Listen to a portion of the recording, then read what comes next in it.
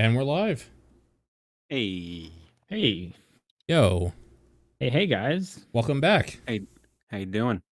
Thank you. Yes, back from the homeland. Yeah.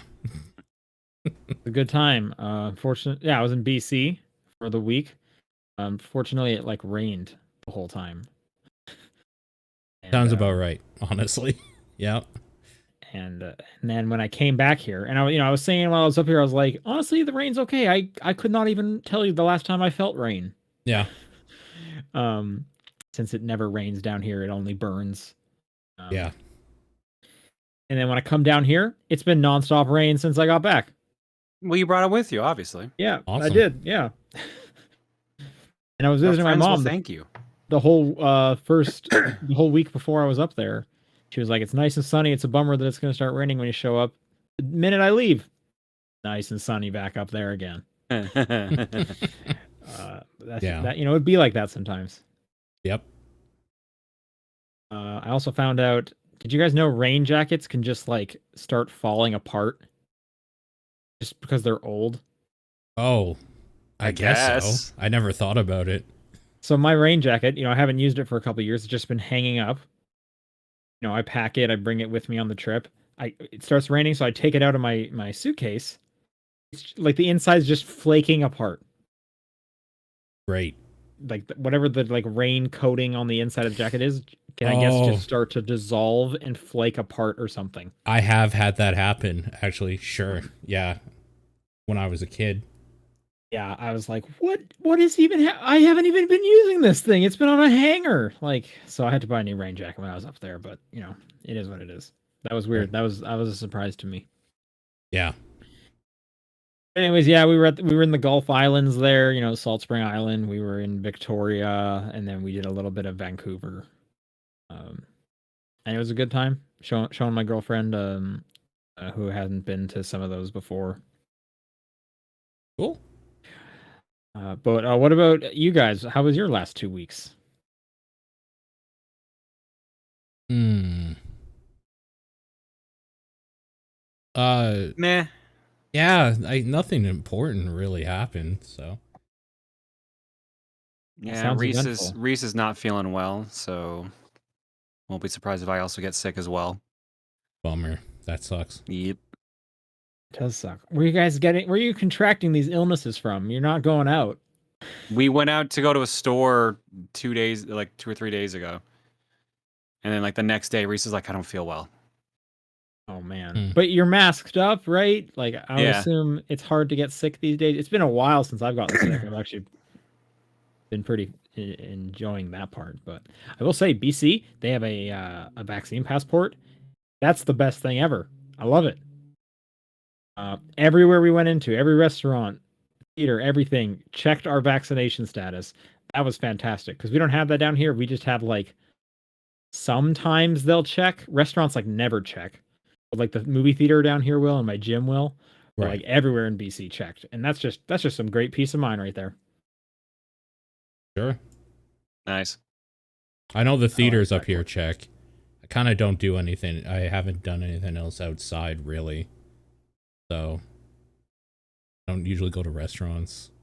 I assume bars and stuff probably check, but I haven't been to a bar even in years.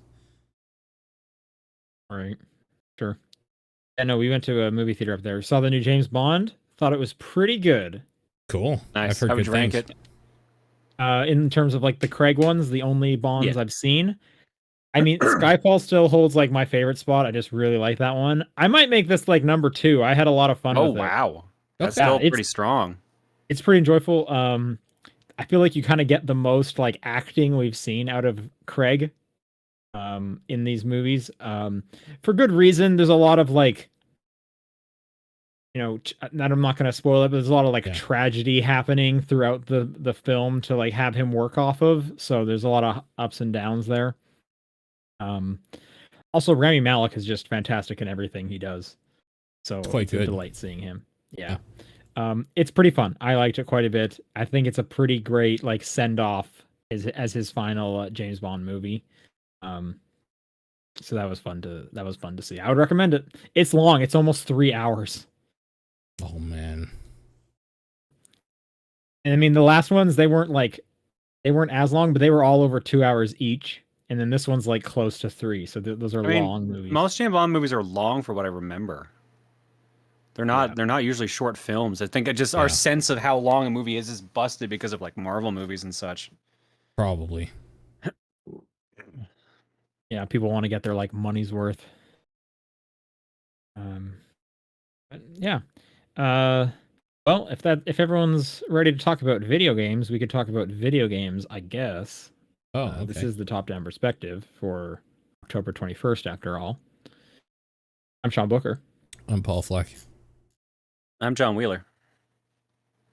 Whoa, no way. John Wheeler, what have you been playing? Basically nothing. I finished up Dread like the week before. Yeah. Well, I was gonna say you guys saved all the Metroid Dread talk for me to come back, right? I am deathly curious your I am feelings too. on Dread, so Yep. I'm excited to jump into that. Let's talk about Dread. All right, well, I'll just say this: I started playing No More Heroes 3, but I'm like 10 minutes in, so I can't really say anything about it yet. But that is some Suda 5.1 stuff, so I'm excited to dig more into that next week. Sure. I think only his mother is allowed to call him Suda 5.1. That's when he's in trouble. Yeah. I'm really enjoying Metroid Dread. That is a game where sometimes you'll get stuck, and the solution is: did you try just shooting at the wall and hoping? Yeah.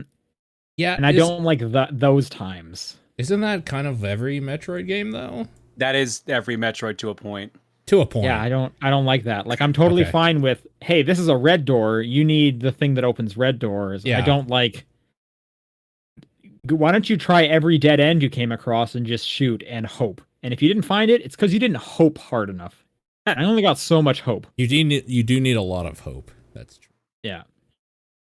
Other than that, though, I'm enjoying it quite a bit. How far think in are you? I think I'm the ice Emmy. Okay. Oh, okay. Sure. Yeah. So Emmy 5. Sure, I'll take the think word so. for it. I haven't Yeah. really been counting. I would have guessed this was number 4, but I really could not remember. The first the game one, the tells you, you just tutorial look at your one map. counts. Yeah, that too. Okay. Yeah, that's the one that I'm like that's currently stalking me. I think the Emmys are fine. I basically kind of take them on as like I give them one like real college try, and then once they find me, it's like, all right, fuck this. I'm just gonna run through. Like I'm not Yeah. bullshitting around anymore, and I'm just gonna, because eventually they'll just like be in a different part of the room, and I can run it. And luckily the like respawn is right outside the door, so it's like not worth getting frustrated over. And I really like that aspect. Anytime you like get a one hit death out of them, they're like, you're like right back, so it's totally fine. The checkpointing is very good in that game, and it kind of needs to be. Yeah. There's some bullshit for sure. Oh yeah, no, for sure. And because like some of those like bosses will hit you hard if you didn't do the exact way to like dodge them or whatever. Which actually, that's a question I have for you guys. The enemies that you fight that's like the one-on-one enemies where they have like the spear. The like weird Chozo Venom things or whatever. Yeah, they have like a red like uppercut kind of attack where they slide at you. Are you just supposed to like jump and dash over them? Because they can still hit you vertically, right? Yeah, but that is it. You're supposed to jump and dash. You just gotta jump early. That's all. Okay. That's all I've been doing too. If you guys know another way to deal with them, please. You can you can counter the blue one. You can't counter the red one. Yeah. Okay. The blue one you're supposed to counter. Then that's like the only way to like really hurt them.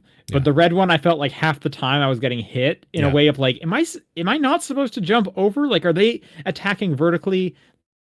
And that's supposed to tell me you cannot jump this.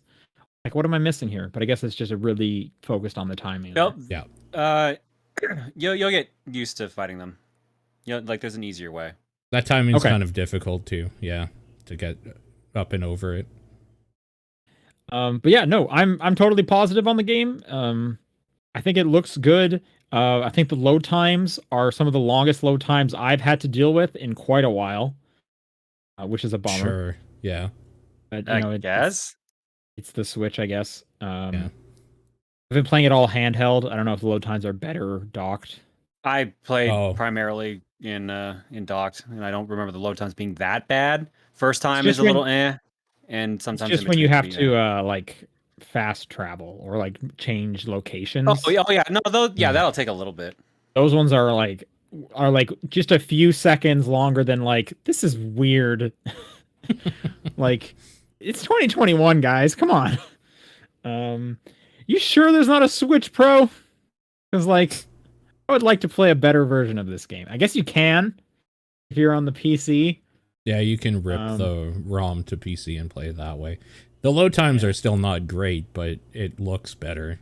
So there's that, Sure. I guess. I think it looks totally fine. Like this is a pretty fun game. Mm-hmm. They do a pretty good job of like there's only one way. You can't really get lost too badly. Like I said, except when you have to just shoot at walls and hope. I don't. That's bullshit. That is complete trash. But yeah. So I missed last week. Are you guys both pro on it? I think you both finished it, so that sounds yes. John had finished it last week. I went back to it the day after we did the podcast, and I finished it about an hour and a half. I was about an hour and a half out from the end. Yeah. Including, and a lot of that was learning kind of the boss as well. Maybe a third of that, learning the final boss and doing it. You guys like you like it, or were you just like begrudgingly beating it because It's you have a easily weird one of the thing? best Metroid games out there. Yeah. Yeah, I'll agree. It was really good. Cool. I had some gripes about it, mainly that bosses hit too hard. Yeah. And the Emmys were just kind of boring in my mind. But Emmys suck. Yep. Yeah. I started replaying it again just to like do a little bit more of it, and after getting to the second like Emmy part, like I guess the first real Emmy part, because the first one's kind of tutorial-ish, I was just like, yeah, this part sucks. This just sucks doing this again. It's just a waste of time. Like, it feels bad. I feel like the bosses they hit hard because it's one of those things where pattern recognition is so important this time around, like so important that it'll be one of those things where you'll fight the boss maybe like 6 times, but on that 6th one, you won't even get touched. You now know the pattern, and you're just done. I mean, that's the thing. Like they want that, but they hit so hard. Like I've always felt it was annoying. You couldn't figure it out on your first try, basically. Yeah, I do think, I will say for the most part, I think the bosses are pretty readable if you are pretty fluent in like how video games do things, but they'll always have an attack that basically one-shots you that kind of comes out of nowhere, and that's kind of annoying. Fight. I have, at least the bosses I've done, they do give you health throughout the fight. Sure. Pretty consistently, which is nice. So yeah. That ending is crazy bananas, and I fucking loved it every second of it. Yeah, I knew you'd like that ending. Yeah, it was like one of those, I was just like looking at the screen just like, no fucking way. It was so good. Yeah, that's a great excited. ending. Yeah. And John, you you were playing on the OLED, right? You got the OLED? I haven't hooked up the OLED yet because I have to move over 600 plus gigabytes of games. Oh man, that would be like the first thing I do. Like I want to play my games in the best way. Let's go. I guess if you're playing docked, it doesn't matter. Yeah, I'm playing docked. I played Metroid the entire time docked. So I'm like, well, it's low on the priority list, and then I've just been busy and have not done shit all with it. It's literally been sitting on this table for, I guess, a week and a half now, because it showed up like 2 days later. Yeah. As a result of like cutting all the like review and hands-on videos at work for the OLED, I had a real case of FOMO, and I've been trying to get one, and they're just sold out everywhere, and every like second that like one shows up on like Walmart.com or whatever. So we'll see if I do end up getting one or if the FOMO finally fades. Sure. What else have you been playing, Sean? Other than that, the main game has been Back for Blood. Okay, I've been playing this as well. Once I got back from my trip, jumped in on some co-op. I'm enjoying that game quite a bit. Yeah. It's so weird. So like it's kind of a roguelike.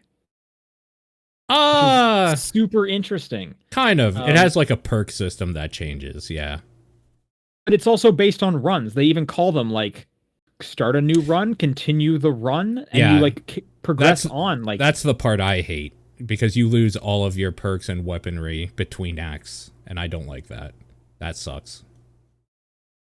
So, see, I'm okay with that because like a lot of the times we'll just like, hey, do you want to start this whole section, yada yada, and like you pick up different loot, like there's colored loot and stuff. Like it is quite a roguelike, which is pretty interesting.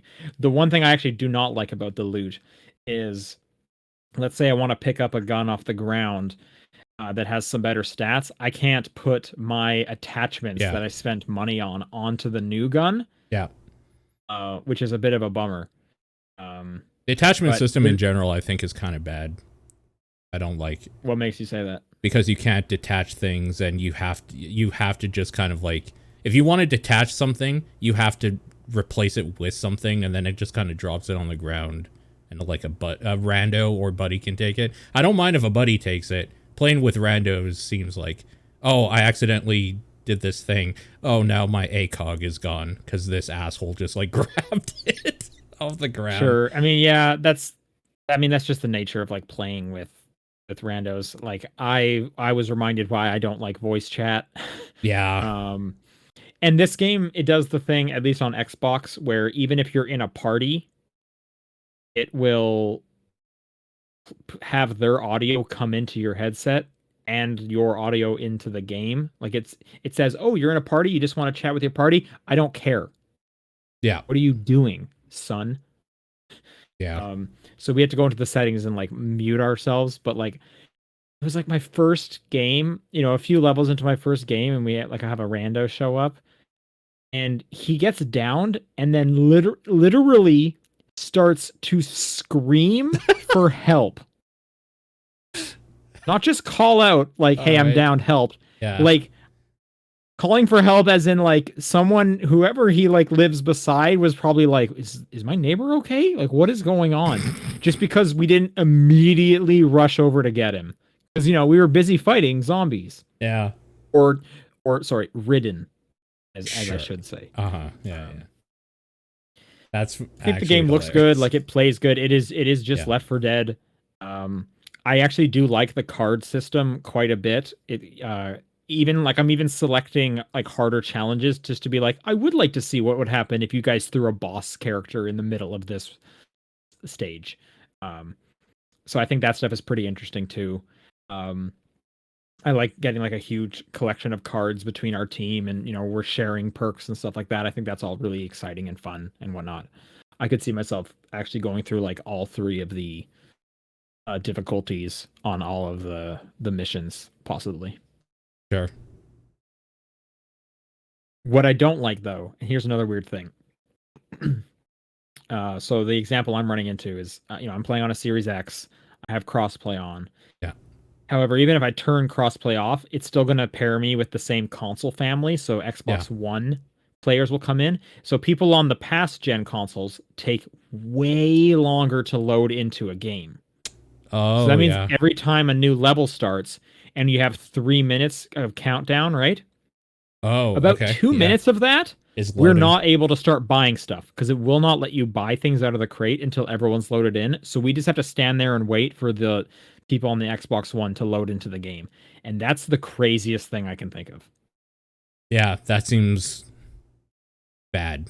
Really stupid. Bad. I don't even know how they would like address that, because they would have to be like, it's not like simply turning crossplay off. They would have to like say, please ban people that don't have money from my games, at least enough to buy a Series X. You know what I mean? Like it's weird.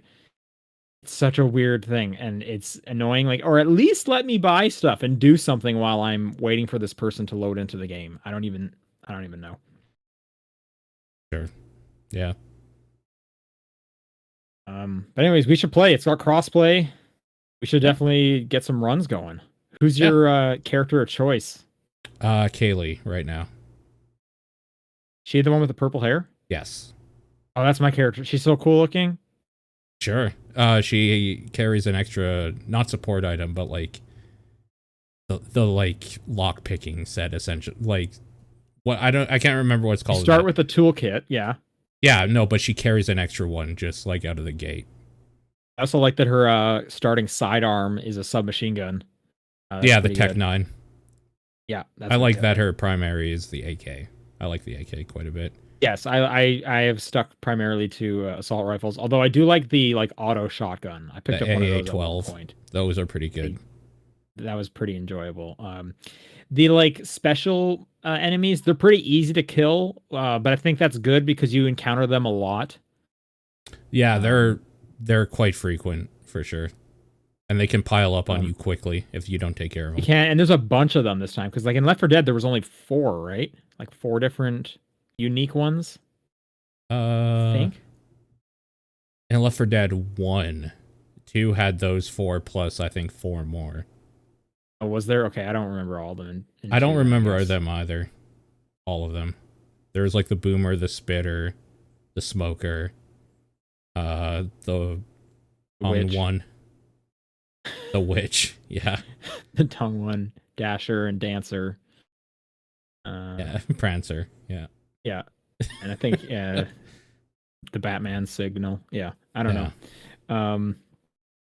And there's nothing quite like the witch in this one because they kind of have a 1-to-1 for a lot of them, but there's no witch like. I guess the closest thing would be like if you disturb the birds, a horde will come. No, there's literally the snitch, which is the witch. Yes, you're right. Well, no, the snitch calls the horde. The snitch doesn't attack you. That's true. Yeah.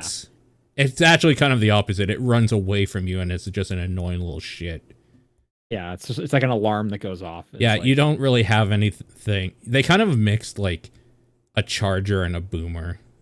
This one into one enemy, a dude that just like charges into you and explodes, and then they usually play the like modifier later on in different acts that the explosion calls the horde. I haven't come across that one yet. It sucks. The wall enemies are fucking gross. Yeah, they're a lot too. There's a lot of them. That shoot the little thing out of them. That is truly disgusting. I like all the little references to horror movies and zombie movies that I'm coming across. Yeah. I liked there was a level where we were fighting in a diner and the jukebox you have to start to play while fighting off the horde. That was fun. Made me think of Shaun of the Dead. Sure. It's good, and as a Game Pass game, that's a perfect game for sure. Yeah. To put on there, and because so many people are playing it, so that's really great to see. Great Game Pass game. The last game I played is I started just very briefly Alan Wake Remastered. Okay. I'm a huge fan of Alan Wake. Paul, I see that you're also playing that. I started it yesterday. I mean, Halloween games, right? I started it yesterday, my revisit. Sure. I got through chapter 1 and 2, or episode 1 and 2. I'm still in episode 1. I'm about to leave the diner. I really have not done much other than the tutorial. I'm playing with the video commentary on. Okay, that makes sense, yeah. Which I kind of wish that so Sam Lake narrates the whole thing. And I kind of want to hear what his thought process was for a bunch of these sections, and he'll just pop up randomly and talk about storytelling and whatnot.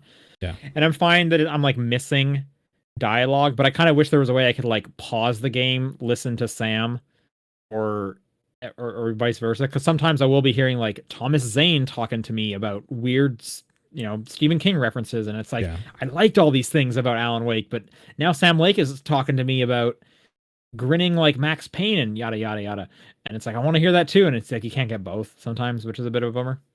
Yeah. What do you think of Alan's new face? I'm playing the old Alan Wake because I don't like his new face. Oh, interesting. I thought maybe you just didn't type remastered and you meant to remaster it. No, I'm playing original Alan Wake. Yeah, the new one looks like the voice actor more that was in Control as well. It's fine. The remaster, it looks okay.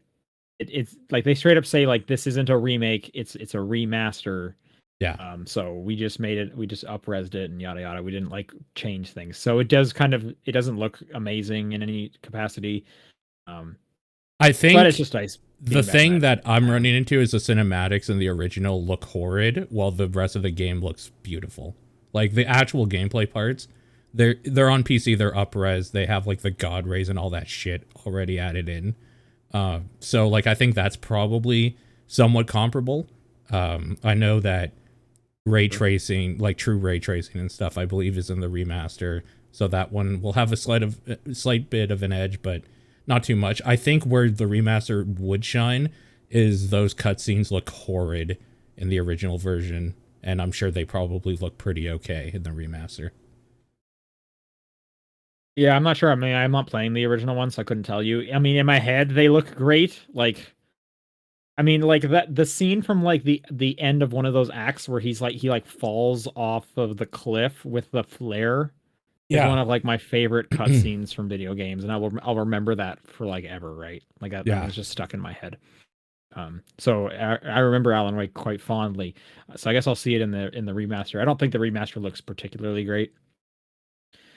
But we'll see. The obviously the like non-in-engine cutscenes look a lot better than the gameplay now, I think. Sure. With the opposite kind. Oh, yeah. So that's what I think the remaster would do better, is because those cutscenes are very obviously like a low quality 720p, like 20 frames or whatever on the original version I'm playing, where the gameplay looks absolutely fantastic, full HD and everything. Like, I think if this is your first time playing through that game, maybe just get that remaster and get the full like up-res experience. If you already have the old one, you can probably do okay. Just know that those cutscenes are gonna look a little shoddy.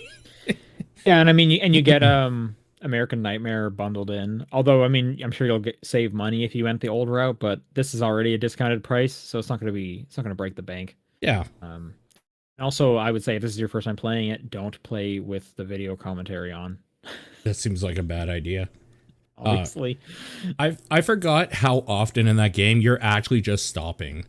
That you're stopping in Alan Wake all the fucking time just to hear him read the manuscripts, hear him talk or people talk about stuff, or watch TV.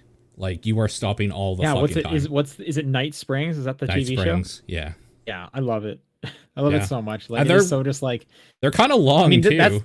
that's the game. That and like Deadly Premonition is like what got me. And it's like I'm gonna also play or watch Twin Peaks. Like, it was a 1, 2, 3 punch that came out in that whole year, where I did like a lot of Twin Peaks stuff. Oh, yeah. I could see if that was a Twin Peaks year for you, how Alan Wake would sit particularly fondly in there for sure. Yeah. Yep. Anyways, yes, that's all I've been playing. What else have you been playing, Paul? Okay, so just because Halloween month or whatever, I played through Shadows of the Damned in one sitting a couple days ago. That game is, as I remember it, that game would be hard to get away with a 2021 re-release without changing some things in it. There's Are you telling me the big boner would not fly? No, in today's climate? I'm totally okay with the sex jokes. There's some maybe more problematic things in there. Okay. Yeah, mainly with how they treat the main girl you're going for, Paula or whatever. They say some kind of fucked up shit about her in some spots, and it's weird. All right, I don't remember, but I'll take your word for it. Honestly, the only thing I remember from that game Sex jokes, dick jokes specifically. A lot of dick jokes. There's a skull that like hangs out with you. Johnson. Yep. Yeah, and the character's name is Garcia Hotspur. That's right. Sorry, Garcia fucking Hotspur. Yeah. Okay, John, you remember a lot more of this game than I do. Yeah, I liked it a lot when it came out, and Same. I also watched Paul play a little bit when he was streaming it. He did I saw the Evil Dead reference area. Yeah, there's a lot of that refreshed my mind a little bit. There's a lot of parts in that game I remember being shitty, and they weren't as bad the second time around. I don't know if it was just like I've just gotten more used to playing games that are more punishing or something, but like everything in that game seems really easy to get through. Does the shooter area, the shmup area, still kind of suck? I remember that being really slow paced. Yeah, those are really bad. At first, so there's 3 of those sections, and the first time you do one, you're like, hey, they're changing things up. Good for them. That's kind of cool. Oh, it's over. Okay, cool. Then the second time, it's like, this is just padding. Like, why are you doing this? We don't need to be. Why are things spawning exactly where I'm going to? Like, oh, fuck it, whatever. It's over. And then the boss fight is in that style, and you're just like, they ran out of budget or something. They put a full like level boss fight in this style, and it kind of fucking sucks. And that's kind of where that game lost me the first time. And maybe lost me a little bit the second time. It is at the very end of the game, almost. So, it's like the second last chapter, essentially. Yeah. I was comparing it to like a Resident Evil 4 Lite or something. Like if you played Resident Evil 4 and you're like, this is a little bit too difficult for me or something, maybe try this game out. It's essentially the same type of combat. It's a little faster paced. You can move while aiming, which makes it a lot easier to like dodge things. There's a huge iframe window. Anytime you do a dodge, you can basically get through that game without getting touched if you just keep dodging and shooting when you're away from stuff, even though it would probably be a little boring. The thing you need to know is that there's going to be a lot of dick jokes, and you're either okay with that or you aren't. If you're not, then you're not going to get anything out of the game. I think some of them are kind of funny. Some of them are getting get on your nerves at some point where you're just like, all right, man, just shut the fuck up. We get it. We get it. There is a pretty full frontal nudity scene, which I forgot about, and I was just like, oh, I should not be showing this part. This is not real good. I don't remember that at all. Okay. Yeah, it's in one of those demon realm sequences. There's just like a dancing topless naked demon girl that you have to like crawl on her body to like get to a doorway, and it's just like, oh, this is weird. This is weird. I think a lot of stuff in that game still holds up. I think that game is full of a lot of really good, unique ideas that either they flub in some parts or maybe just don't see all the way through. Looking back on it now, it should just be better because it's Suda51, the creator of Resident Evil, and the music from the Silent Hill guy. Like, it's just like a super group of people that put that thing together, and it's just kind of a little better than mediocre, which seems wrong. I don't know. Apparently, I think that had like a super like disruptive development cycle from what I've heard. Yeah, I believe it. There's a lot of things in there that feel half baked, and like a lot of cool ideas that didn't get seen all the way through. Somebody was telling me that apparently it originally wasn't even going to be a shooter, and then EA is like, no, this has to be a shooter. You have to make shooting in it. I'd be kind of interested to hear what the backstory of that game was from their point of view. Now that you guys are mentioning it, I do seem to recall it had like a weird development cycle. Yeah. But I remember when it came out, like it was generally well received. So it sounds more like it just hasn't aged very well. Yeah, it's a product of its time, proven by the fact that you can't get it anywhere except on those old consoles. And even then, I think it's been delisted on the Xbox store. So here's the thing. Apparently, Suda finally got the license back, like recently, like within this past month, recent. Yeah. He was talking about like 2 days ago. Yeah, so I wouldn't be entirely shocked if you suddenly saw it be relisted or if it got like a re-release on like Switch in a year or so. Yeah. If you like that type of game, I would definitely pick it up. It is a product of its time, but there's some fun stuff in it for sure. It's very front-loaded too. I think that game gets worse in the back end from Act 4 and 5. I think it gets kind of bad, but that final boss fight is pretty okay. It does the thing that a boss fight should do and makes you use every single weapon upgrade type that you've gotten through the game to beat him. and I think that's neat. Yeah, there's things about that game to love, but it's mired in some mud for sure. Along the same, I mean, this one's just bad, but along the same lines, I played Rise of Nightmares. I am playing Rise of Nightmares. I plan to play more of it. So I hooked up the Kinect. Oh my god. That game does not read feet very well, and I think maybe that's just a Kinect problem in general in some ways. It's a Kinect issue. Especially because my room is, when I'm at the very back of it, is just enough that the Kinect reads fine. So I need at least another foot back, which I don't have for it to be like good. There are parts where you have to like run in place to run through a section, and I can barely make it through any of those sections because it doesn't read my feet properly. So that's a problem. That game is so stupid. Maybe you're just not like physically strong enough. You need to get fitter to do these running in place sections. It must be, yeah. Yeah, maybe. Yeah, maybe.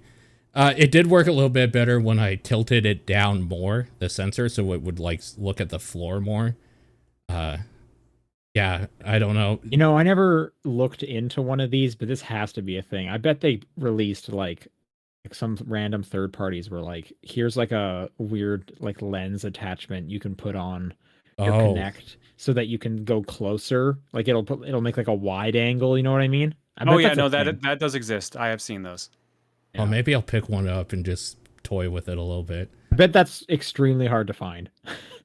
I think it was like a Nyko brand thing, so yeah. But I bet there's like YouTube hacks like, hey, if you take a glass and tilt it right in front of the Kinect sensor, it widens, yada yada. It might be worth looking into. I think the biggest problem with that game is that it's just not compelling. You kind of don't play a character that matters. The beginning part is you're on a train with like, you're looking for your girlfriend or wife. I can't remember. I think girlfriend who you had a fight with or whatever, and she went into a different car. And the whole beginning area is just you going through the different train cars, meeting people that are obviously going to be in this nightmare scenario with you at some point because your train crashes. And that's kind of it. And then you get to this courtyard with all the people and you're trying to like find out what's going on, and there's dungeons and shit. And that's kind of where I stopped because so the combat is you're actually like throwing your arms around like you're punching, or like you have something in your hand that you're hitting something with. And like all great games. And because it's a Kinect, you have to kind of over exaggerate everything so that it reads properly what you're doing. And when you do, it reads fine, except as I was swinging something, I'm definitely getting older because I felt something like pop or strain in a weird way on my arm, and then just like pain shot down it. I'm just like, well, I guess that's it for now because swinging my arms real hard after that. So this reminds me of like when people were getting like tennis elbow from playing Wii Sports. Totally. And that came out. Totally. I'm honestly surprised you knew where your Kinect was. I would have to think kind of hard. Oh yeah, no, it was right in that shelf over there in my closet. Yeah, okay. Well, I guess you play it every week, apparently. Yeah. Easy, number one Kinect fan. Number one Kinect fan. Waiting for you. That's crazy. Are you streaming yourself playing this? Yes. And I even set up the cam for the full body like shots. Oh damn. Yeah. Ooh, hot. Okay. Yeah. Nice. You should do a whole bunch of Kinect stuff. You should play that Chris Evans and Red Foo starring Intel branded. Oh, trust me, when I was playing this game, I was like, I should play that Chris Evans thing like you're in the movies or whatever. It's installed on my system. It's there. There's some incredible shit that you can play with the Kinect. Yeah, there is. The official Brave the movie, the game. I have that. Yeah, I reviewed that, so I have that. Cool. Yeah. I mean, there was some okay stuff too. Like Gunslinger was fine. Actually, everything that was like, there was like that Kinect party. That was a cool thing with friends. There was a few things that when they developed games to use it like a toy worked okay. Dance Central worked okay. Dance Central is like a high point. Double Fine's Happy Action Theater, is that the name of it? That sounds right. Yeah, that name just kind of popped into my head. That thing is like fine once, and then I don't think you need to play it again. Yeah. But then other than that, it's like Kinect Adventures sucks. Like there's a reason Yeah. that what was the game boat that we made fun of that thing so Yep. much. Yeah, the game vote. Yeah. Like Kinect, like Child of Eden is kind of okay, but I think I still played that with a controller.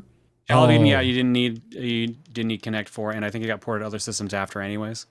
Actually, people are saying Fruit Ninja. Fruit Ninja Kinect might be my favorite Kinect game. Yeah, sure.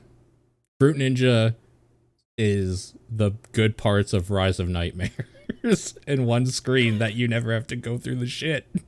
So, yeah, that makes sense. I still think Gunslinger is pretty good. I think that's a pretty good game. Gunstringer, isn't it? Stringer. Yeah, you're right. Yeah, it's Gunstringer. excuse you. What else was there? Connectimals. I think I have that somewhere. Oh my god, I forgot about that. Yeah, Connectimals. Yeah. What a thing. What a thing. They came out with 2 of those. The Xbox One launched with a Kinect. Do you remember that? No, I didn't know that actually. If you bought, the launch run of them came with the new Kinect. Isn't that insane to think about these days? Yes. I mean, I can see my Kinect. It's over there. Yeah, mine was plugged in for the longest time. Like, I have because two you could just Kinects you could say somewhere. Xbox turn off, and it would turn off your Xbox, which was kind of nice. There are episodes of this podcast where Yeah. my TV and Xbox turned on because the Kinect was plugged into the room I was in, and we were talking about it. I do remember this. I was just curious. So I remember one of the last games I remember hearing anything about with Kinect was that Disneyland game where you play like a kid running around in Disneyland and going on rides or something. Little Right. And I think they even like made a non-Kinect version of that. Oh right, and Kinect Star re-released it. Wars. I forgot that was a thing. I never owned that one though. Yeah, I don't think I played that. D4, the sweary game, has Kinect support. Kinect 2, yeah. It was a Kinect game originally. Weird. Harry Very Potter. weird. Apparently exists. Anyways, I guess the like new thing that I kind of want to talk about this week is Inscription came out. This is a game by the dude who made Pony Island and The Hex, published by Devolver, and it kind of sold itself as a horror card game. I don't want to talk too much about it because I think a lot of what this game does right is like you experiencing it. But it's actually a horror card game escape room because there's stuff outside of the card game that you can do, and it's an escape room sort of thing. This was shown at like some live stream recently, and I remember I talked about on the show as one of my highlights, but I could not tell you which stream it was. Yeah.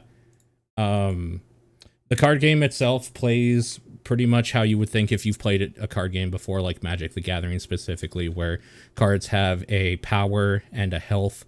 They attack opposing cards' health based on their power, and they get attacked in turn on the opponent's turn. They have different things that kind of change what they do, like different perks or whatever. You'll have a card that is flying, so like it won't actually ever attack the opposing card. It'll just attack the opponent themselves. The way the card game is played is that it's you versus a essence in the dark with 2 glaring eyes that are looking at you at all times. Whoever does over 5 damage more than they have to their opponent first wins. So if you haven't been attacked yet and you do like 5 or 6 damage to your opponent, you win. But it's a scale, so you can like trade damage back and forth evenly forever. It's whoever like does more damage in a few turns or whatever wins. And it's really, really simple at first, where there's 4 positions that you have for card laying. Your opponent has 4 positions, and when you lay down a card, they'll always just attack in a straight line forward. So if your opponent has like a card in the second position, you can either decide if you're going to take the damage or whatever, or you can put a card in front of it to stop the damage. And that's kind of where all the strategy is deciding when where you're going to play your cards and how you're going to kind of empower them and like what you're going to do with them. The weird thing about this game that is hard to get your mind around, especially if you played card games before, is that there's no return damage unless a card has that perk. So if you have a card that does 1/1 damage and it's being defended by a card that does like 1/1 damage, when you're the attacker, you will just kill that card. It won't do 1 damage back to your card. Attackers always give damage, and defenders only take damage. They don't deal damage back on their turn. And that's weird. That's weird. So that's hard to get used to. There's a lot of little things and how you can empower your cards to do different stuff. The main mechanic on how you play cards is you sacrifice them to play other cards, kind of like a mana cost, only it's like a blood cost in this. So you have cards that are kind of just like little 0/1 nothings called squirrels, and the reason they exist is because you can play them and then sacrifice them to play higher cards, or sacrifice more cards to play even more expensive cards. Is it a deck building game? It is, in essence, a deck building game. There are roguelite elements, and I kind of don't want to go further than that to talk about. I just meant like card wise, because like Magic is not a deck building game, but a lot of kind of like run based card games are deck builders. So like, are you adding cards to your deck? You're adding cards during the run to your deck, but you are also adding cards from the other stuff that you do in the game as well. Oh, interesting. Okay. Yeah, it's a super, super cool game, actually. The atmosphere with it is everything. It's kind of horrific. Great art style. Great art style. I think if it just sounds interesting to you, you should just play it. I don't want to give too much of it away. Yeah, and it has like a weird spelling. It's INSCRYPTION. Yeah. $20, I think. Let me look up the price quick. There is a demo, by the way, so maybe check that out if it sounds interesting to you. 20 Canadian currently, but I think it's 10% off. I think it's 20 American. I would assume as a standard 15 price. American then. Maybe. I don't know. It's $22.79 without the promotion Canadian. Okay. So yeah, it's somewhere between 15 and 20. That sounds like 18 American, yeah. Yeah. High recommendation. Very, very good game. I've kind of burnt out on card games, and I fell in love with this. I think it's great. That's all. Right. Well, with that, let's do some news. There was a big Animal Crossing Direct at the end of last week. Yeah. We're not going to go into the big details, but they're calling this 2.0. There's a bunch of free stuff.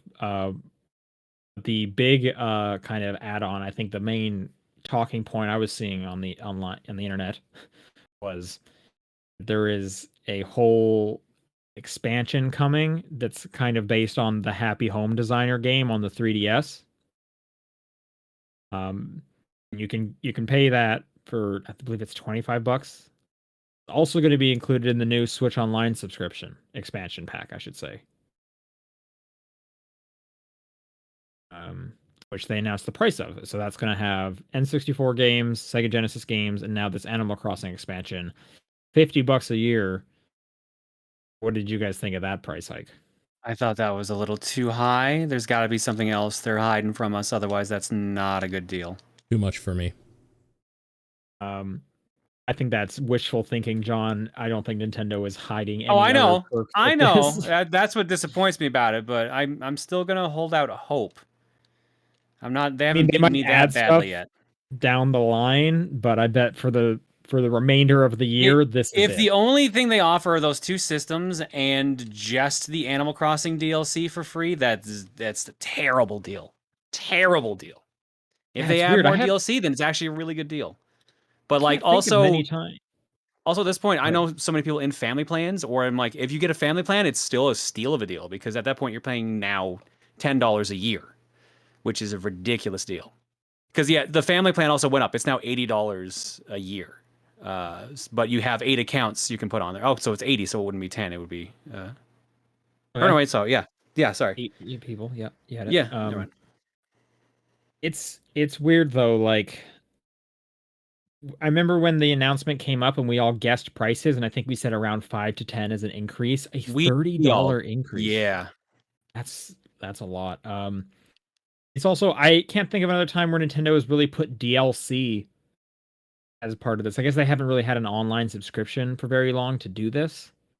Um, Even I'm trying to think of like Microsoft and Sony, and it's like they'll give you free games, but not DLC for a specific game. Like, if you're an Animal Crossing fan, this is a good deal because Yeah. you're probably gonna want that expansion anyway. $5 more gets you this extra stuff. So like, why not? Um, if you're not though, I can't. Why would you do that? Do you really need to play Mario Kart 64 that badly? At least they've said it supports 4-player online multiplayer, which is I would have been absolutely furious if it didn't. Right, sure. Um, Super weird. I'm actually not even that excited about the Animal Crossing expansion. I'm more excited about the free DLC coming because they're adding like a bunch of stuff in this 2.0 update. And I played Happy Home Designer, and that's like the least interesting part of Animal Crossing for me is designing your house. So I'm not super jazzed about that. But I actually was planning on coming back, hanging out with Brewster and Captain. They're bringing Captain back, and that guy's weird and has funny little songs. So I might check in for a week, see how that's going. Next news story here is the developer of Stardew Valley, Eric Barone, has announced his next game called Haunted Chocolatier. Um, there's a trailer out there. The game looks like a mix of Stardew Valley with Moonlighter or Racketeer, where you have like a store front that you're manning as well, but you're manning a chocolate shop inside of a haunted castle, which I think the premise is really good. Yeah, it's pretty good. It's pretty good. It has like, it has the same art style, but now there's like fun little spooky ghosts and stuff floating around. So I feel like if you're it looks extremely Stardew Valley. So if you probably weren't into Stardew Valley, you won't be into this. But if you're into Stardew Valley, this is probably exactly what you want. Is the same thing again with a fresh coat of paint for the most part. Um, Anyways, Haunted Chocolatier. That's also just a great name in my opinion. I'm hoping it's just like a weird ass Willy Wonka simulator is what I'm hoping for. Maybe like I wouldn't put it past them to put some like weird kind of fun gags in there. A bit of a smaller one. There's an October Xbox update that's live now. It's coming out in waves. The dashboard is now in 4K. Ooh. Who's excited? Hell yeah. Finally, now I can look at menus in the highest quality. In the highest of resolutions. Well, I don't know. The PS5 can apparently do 8K. So like, what are we even doing, Xbox? More interesting for me is they're introducing a night mode, and it'll actually filter out the blue light and stuff as well, not just like switch it to everything being dark. Cool. As someone that's on my phone in bed before bed every night, and then it goes into night mode, I appreciate that. Yeah. So this is something I'm going to turn on. All right, this next one is super strange. Yeah. I'll read you the headline here. Sony patent lets viewers vote and pay to boot players from games. What? So I was reading this article. I guess this is a patent that Sony filed back in 2020, and just this week it got approved. Great. At the United States Patent and Trademark Office. So the long and short of it kind of is they've patented the idea of when it comes to like streaming competitive games, and keep in mind Sony bought like Evo and stuff, so it seems like they have plans for competitive gaming and esports. They will allow players or viewers to vote on kicking these competitive players off the stream, and maybe even pay for the ability to kick people off the stream. I mean, I can tell you what the patent says if you want. A method for displaying a video game to spectators includes receiving votes from spectators to remove a player from the video game. The method also includes determining whether the number of votes received to remove the player from the video game meets a threshold level required to trigger the removal of the player from the game. If the number of votes received to remove the player from the video game meets a threshold level required to trigger removal, the method includes generating a command configured to cause the player to be removed from the video game. The method can also include animating the removal of the player, providing visual cues to other players or spectators as to why the player was removed from the video game. Weird. The threshold is 60% of the vote to kick has to be met. And also, viewers that are considered skilled at the game, their vote will count more. Yes, that's true. Sony has kind of come out and said, like, hey, it's a way to help, like, keeping toxic people from getting their votes in and whatnot. But, and in this article I was reading from Kotaku that easily points out, you could easily harass, like, minorities on the stream by getting them kicked out, especially if you can pay to do this, and Sony wins no matter what. This is a hilariously bad idea. I like this. Yeah. The article also points out Sony hasn't announced any plans to actually implement it. Just by making this patent, it means other companies can't. Sure. But it really seems like Sony should not implement this idea. I can't see it going well. It could be funny for like some weird reality TV show game or something. Sure. Yeah, sure. I guess there's like a best case scenario, but yeah. I maybe it's the cynic in me talking as someone who's been on the internet. Yeah, I can only see this going bad. Yeah, all you need is one streamer that plays Call of Duty to get his little minions to like kick everybody else out of the lobby for him. Yeah, I mean, like just the idea of hate raids being a thing. Yeah, totally. Yeah, and then the fact that Sony will profit off of this seems like super sus. Weird. Yeah, it's weird. All right, more weird stuff. Did you guys watch the Uncharted trailer? I did. Yes. All right, thoughts. We should go through this and talk about it. How dreamy is Tom Holland? He does an okay job as like a young Drake. Yeah, he looks. I know they obviously want him young and they can have him for a bunch of movies. I'm just so used to Drake being an adult male. Yeah.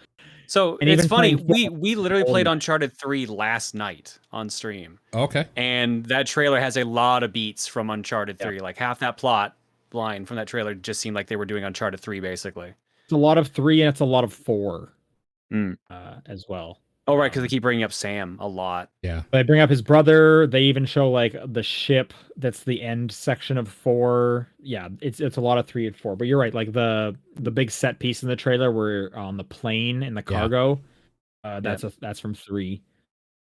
The one thing out of that trailer I don't think I can get past though is using Mark Wahlberg as Sully. That's just not a good without fit. the mustache, right? Yeah, it's not a good fit. No, I agree. I mean, I think it's as good a fit as Tom Holland is because they're both younger than the game counterpart. Yeah, but even young Sully in like the flashbacks still has the mustache. That's true. He needs that mustache. Like, what is going on? How did they not get the mustache? What I'm calling for is I want a Sonic the Hedgehog-esque outrage on Twitter to redo the animation. PG in the mustache and cut. Give him a mustache. I want the mustache cut of Uncharted.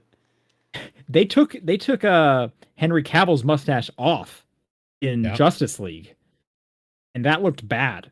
So, but I know that they could put a mustache on a man if they can take a mustache off a man, and that's what I'm demanding. Sure. What are the chances that movie ends with him coming out of like a door or whatever, and Tom Holland being like, "What's with the mustache?" It's like, I don't know. I think I just thought I'd try it out. Like, or some gag like that. I would not be surprised if there's a mustache gag or like he's shaving it off in one scene or something like that. Yeah. Or you know what it probably is? I bet it's like he finds an old picture of Sully and it's like, wow, you used to have a mustache? Man, you looked silly in that. And he's like, it was a phase or something like that. I bet that's what it's going to be. Sure. I mean, it seems fine. Like it seems like it's gonna be just like a totally fine movie. You know what I mean? I hope so. Yeah. It'll Coming be watchable. February. It'll be a popcorn flick. Yeah, it'll be a Yep. popcorn flick for sure. I had forgotten it was so soon. Like that thing's 4 months away. Oh wow, yeah, February. Yeah. I'm more surprised it got made, to be honest, after all the yeah. attempts in the past. Oh, Yep. for sure. Yep. Yep. So I mean, I'll see it. I'll do my part to see it.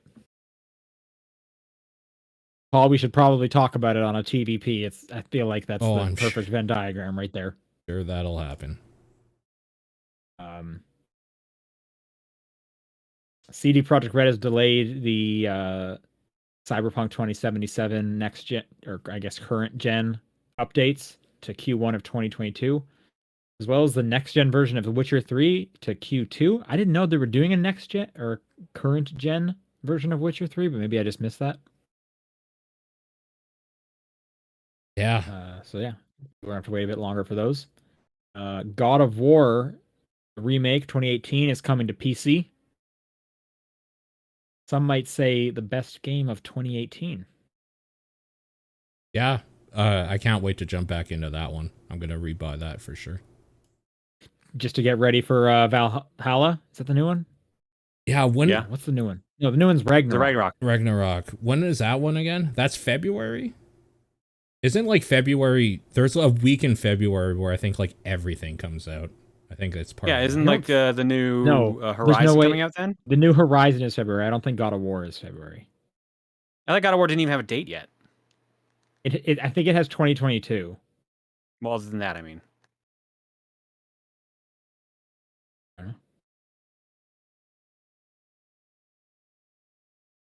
While you're checking, I will say that there's some Just says heavy 2022. rumors of a Splinter Cell game finally being greenlit at Ubisoft. Yes. Yeah. Very early stages. Early stages, a mainline Splinter Cell game, not a mobile or VR thing like they've been kind of doing. Sure. I mean, why not? Yeah. Seems like a swish. Speaking of delays, Elden Ring has been delayed, I believe, to February 25th of 2022. Yeah, So there's a February game for you. That one's February. But there is a beta next month. Right. Yes. Yes. That's exciting.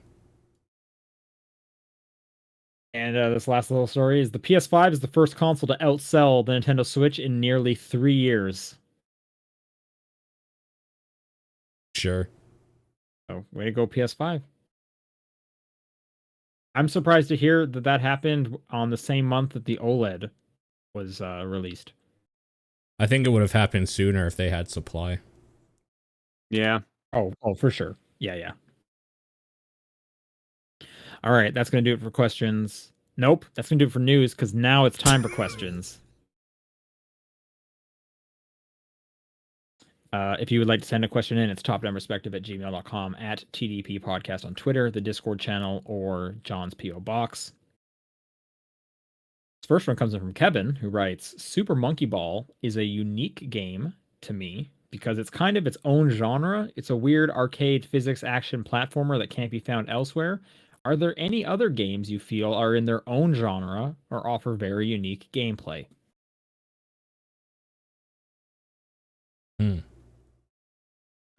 Before I jump into this question, I looked up that article. That's in September that happened, so the OLED wasn't even a factor. The OLED's actually probably why the PS5 outsold it, because people were waiting to buy the OLED. That's a good point. Sure. I'm going to say Muscle March for the Wii is a game you don't see much elsewhere. Yeah. Katamari. Yeah, Katamari is a good one. Huge one. I mean, the closest thing is Donut County, right? I would say the closest thing is actually probably Monkey Ball. Yeah, maybe Monkey Ball as well. Sure. Yep. There's something really unique about Portal, but specifically playing Portal with a person. The co-op Portal in Portal 2. Is, crazy cool. I feel like the DS had a lot of kind of really unique stuff. Like any DS game where you held it like a book was just cool. Hotel Dusk. I know the primary gameplay is it is a visual novel, but just utilizing the book-like format in that way was always awesome. Sure.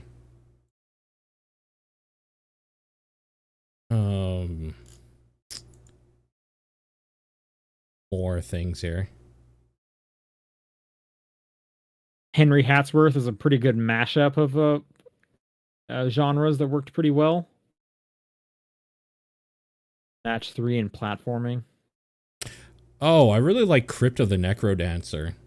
Just like this rhythm-based dungeon crawler sort of thing. Yeah, that's pretty unique for sure. Yeah. Yeah. I'm still shocked we got a Zelda themed one out of that. Yeah, that's what I mean, is that the only other game that plays like it is made by the same people. So of course it does. What was that? The one just came out on Game Pass like less than a month ago. Wait, what was that called?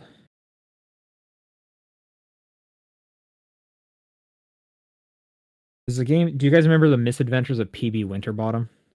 Yes. Somewhat, yeah. I never played So through it. there's a shooter that just came out on Game Pass. Phoenix Point. That reminded me a lot about that because it's all about like each match takes like 24 seconds and you're sending like clones out and then you're replaying those 24 seconds over and over again trying to fight your opponent. That was pretty unique. Oh, super hot. Oh yeah, Super duh. hot. Great Yeah. one. Great one. Okay. Matthew writes in, you bought what you thought was 50% off of a game, only to find out you actually bought 50% of a game. What do you have? Note, the missing 50% cannot cause glitches, but if the game is already buggy, you can keep half the bugs. What? So you have to kind of come up with how this game is only 50% of the game. I mean, the easy answer would be like halfway through the game, it just stops. Right? Yeah, it's just an early access game or a game in chapters.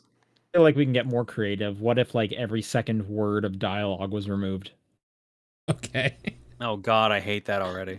Yeah. It might be kind of interesting if you did like every second like block in a Mario game. 'Cause that might still be doable. Sure.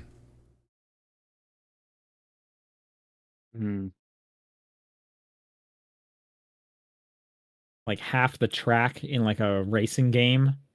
So all the tracks are 50% more narrow. Mm-hmm. That would work pretty well. Yeah, that's pretty good.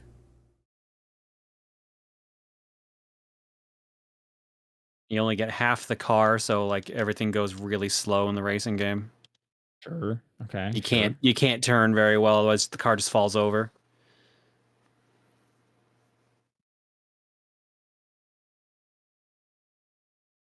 In Tetris, you only Yeah, get so half of the blocks in each shape. You only get there are only 2 pieces in a Tetris piece instead of 4, so it's just really easy. Yeah, it's just always 2 pieces. You start every fighting game battle halfway through it. Oh, for the last question, you can set up some games that do that basically. For the last question too, dive kick was kind of interesting in that way. The mechanic where just the last hit matters, so you always have that tension. Yeah, sure. Another one that I was thinking for the last one is it's the like Pong fighting game. Lethal League? Lethal League. Oh yeah. Yeah, that's true. That's a good. Yeah, someone says half the frame rate. Sure. That happens. Christopher writes in and says, what are some good or interesting boss arenas in video games? Not necessarily due to the boss or the fight with them, but rather the arena or the area itself that you find interesting or cool. Oh.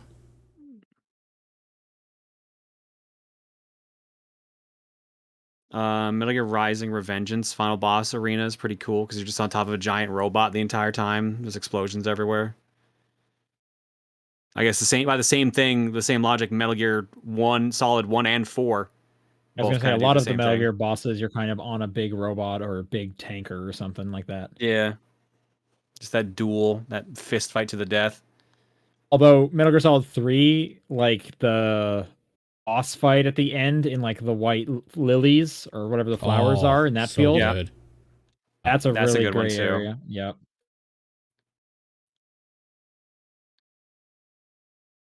Well, I mean, I feel like most of Kojima's Yeah. Yeah, no, it's boss like a fights are trend like here. super good. Because now I'm thinking like Death Stranding, for how kind of dumb that game is, has some really cool like settings that you end up in for some stuff. Yeah, the arenas you fight those, we'll call them bosses, in is definitely better than the boss fights, so I agree.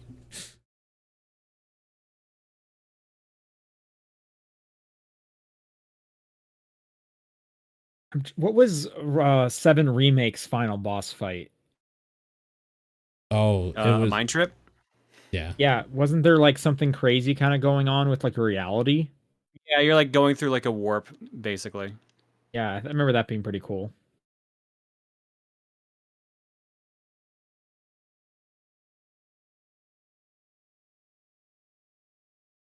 Devil May Cry usually has pretty trippy areas you fight in, but they're usually like gothic horror themed stuff. Yeah.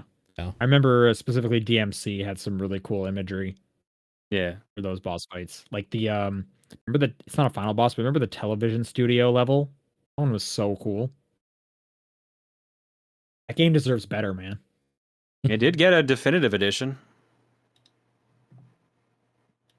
Suku writes, "Have you ever stopped playing a game not because you weren't having fun, but you just got your fill of it?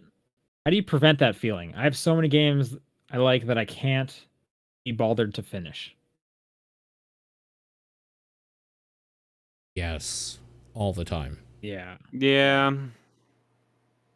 I try really hard not to. I try to like get through a game entirely. Um, Yeah. no, I mean, I definitely run into that. If you can push past that feeling when you're like feeling like you've had your fill, usually you can catch a second wind and enjoy till the end, I find. Unless you don't like the game, obviously, but that's a different reason. There was a Mario and Luigi game. I think it was Dream Team. I literally got to the second last area of the game and was just like, yeah, I'm good. And that was like 30 plus hours in at that point. I'm just like, why am I not finishing this? Yeah, I've done a few RPGs like that for sure, where I'm at the final boss and I just, for whatever reason, didn't do it. A Minish Cap, I'm at the final boss, I just didn't do it. Oh, Sekiro for me. I just didn't finish it. Yeah. I don't know how you get over that, because like, I know myself personally, I'm not going to come back and do it. Oh, I It's do like, come if back it's, eventually. Usually. see, I never do. Like, if I put it down, it's like I know I won't play it again. That makes I don't that have harder. a great way to overcome it. I don't. I don't either. All right, VG. It's kind of a you either do or you don't situation, honestly. Yeah. VGC Kenny writes in, what do you define as the difference between a game that is hard but good and a game that is hard in a way that makes it boring, frustrating, or just outright bad?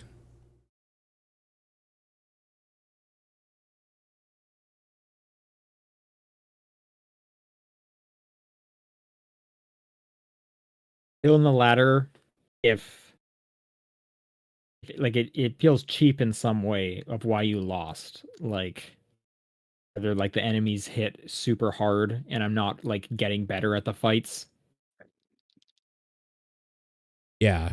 I can't define the difference because it's kind of just like an internal feeling of, do I feel like what I'm going through is the high of beating this going to be as good as the lows of the shit I'm in right now to get there? Is it worth it? Yeah. Is it going to be worth it in the end? Because like, I like when there is a part that feels just out of reach and the game is like forcing me to just do better. I like that feeling. Even though I'll bitch and complain and be like, oh, this is bullshit or whatever.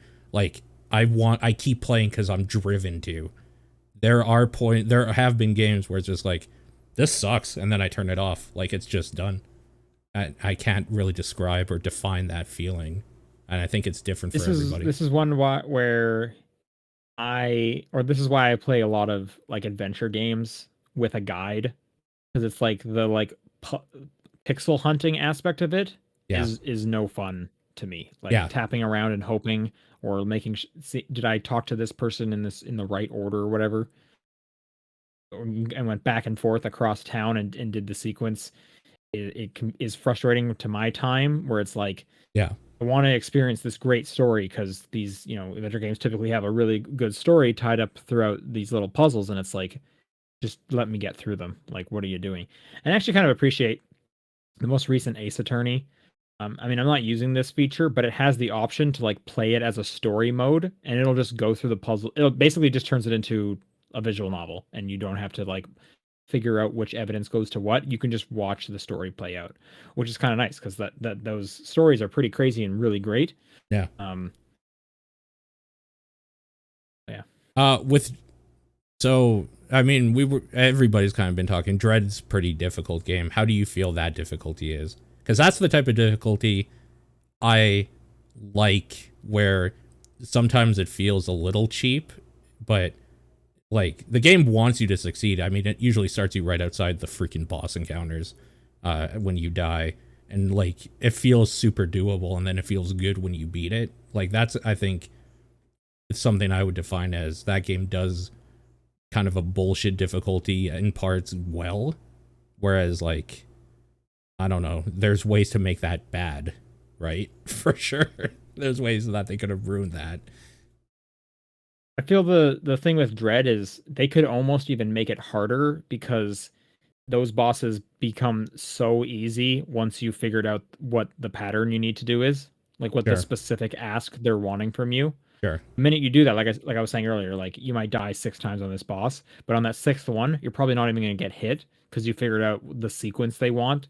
Because these bosses are so tuned to, did you use the right combination of attacks and jumps? Once you figure that out, they become so easy, despite how much damage they can do to you. It's almost, it doesn't even matter. Right.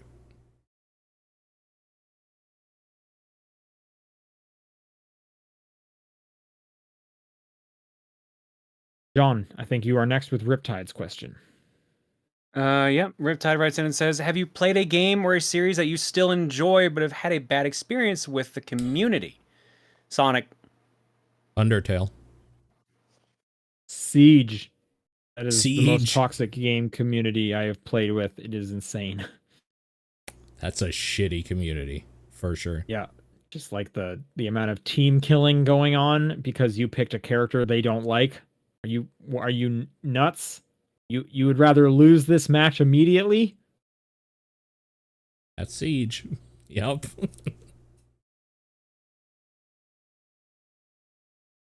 Yeah, Dead by Daylight community also seemed very weird for the little bit I dipped my toes into. Yeah.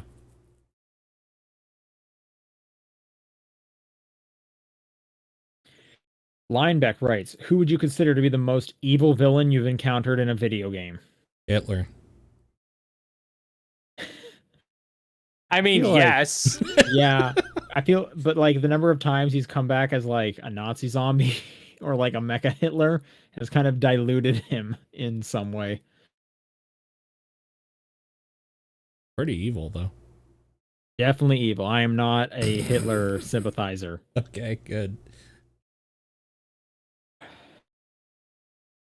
There's got to be someone that like wanted to do the same thing, but on a galactic level, though, right? Just because of the nature of video games. Mecha Hitler.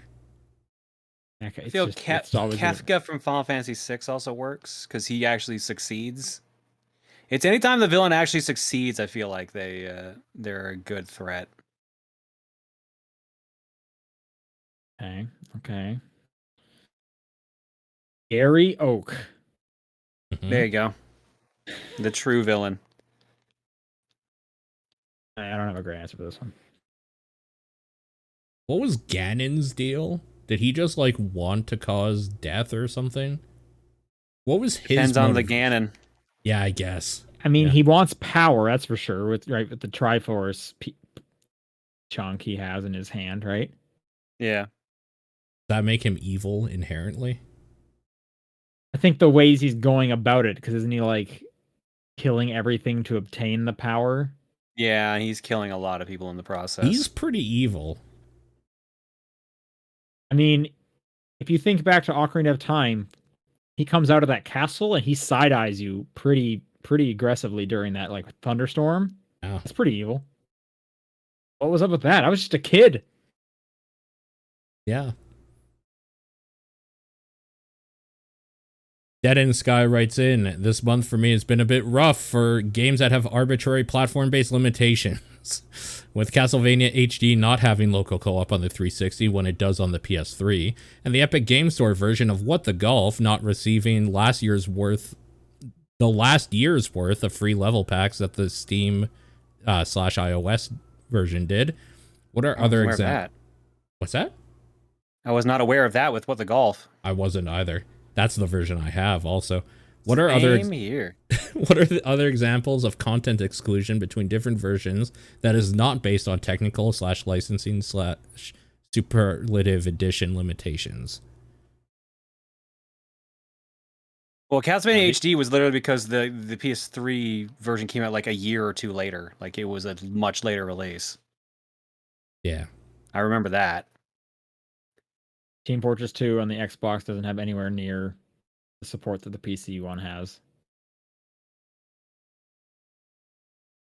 Yeah. And another one that came to mind recently was Left 4 Dead 2 has nowhere near the support on like Xbox or PlayStation that it does on PC. And I'm hoping we'll get a bunch of that support now with Back 4 Blood, since these consoles are a lot more on par with PCs. Sure, yeah.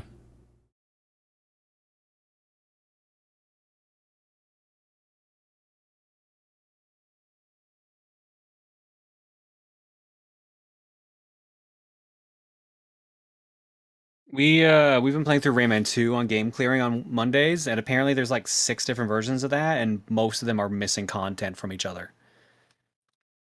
The PS1 version is apparently missing half the game. The PS2 version has a bunch of extra things. The DS and 3DS ones are just the N64 one, but they run better or worse depending on the version. What's the way to do it then? Here's the thing. No one could agree. I kept asking. I just played the N64 one because I'm like, this is the one I grew up with. And everyone's like, I tried with the PS2 one, and people were like, no, that's the worst one. Play the Dreamcast one. Like, I don't have the Dreamcast one. Well, don't play the PS1 one. It's the worst. Like, the only agreement was that PS1 was the worst. That was about it. But it has voice acting, which is the thing they made up for with it, I guess, or something.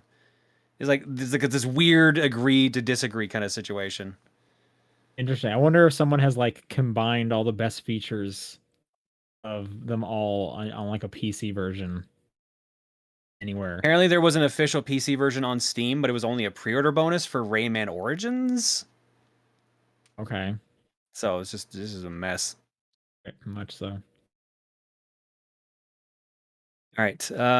One Press LP writes in and says, with the Switch Online expansion pass, a lot of controversy was made over the pricing. I was one who didn't mind the original $20 fee, or 18 euros for myself, thinking that the content you got, around 100 NES and SNES games, Tetris 99, Pac-Man 99, and I guess Mario 35 for a while, was a bit of a bargain for what you paid for. Granted, you don't own them, but people would pay around $100 a year for the likes of Netflix and Disney Plus for movies they don't own. I think the main debate is the amount that was increased as a jump from $20 to $50 is quite large. What if the original plan was, say, $30 a year, probably justified with the content already on the plan, and it went to $50? Would there be as much of an outrage? There would still be an outrage because it's asking for more money. When Netflix goes up by $2, the people get mad. But yeah, it wouldn't be as overblown, I guess, at this point. Yeah. And I guess one thing we keep not talking about, you don't have to get the expansion pass. You can literally just stick with the $20 a year or the 35 for the family plan. Like this just the expansion pass is just an add-on to it. You don't have to get it. You just don't get access to the free DLC or the N64 and the Genesis. Right. Or just don't give them $20 a year because they're not giving you much for that $20.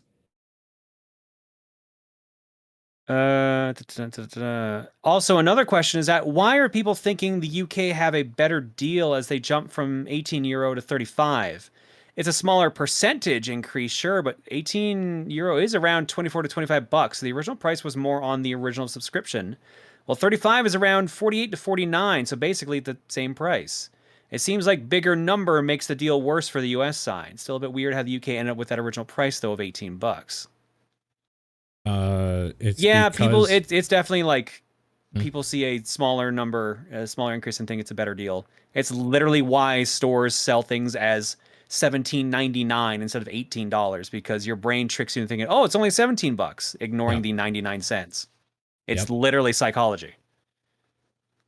Probably because the people who like are angry enough on the internet to post something are actually stupid and don't know math. It could also be that. Yep. The Phantom Aegis writes, "Congratulations, you now have a VTuber mascot. What's the name of the new TDP VTuber?" Tubi, the TDP VTuber. Tubi. You say Tubi? Yeah. Okay. Okay. I don't know why. Yeah, Tubi, the VTuber.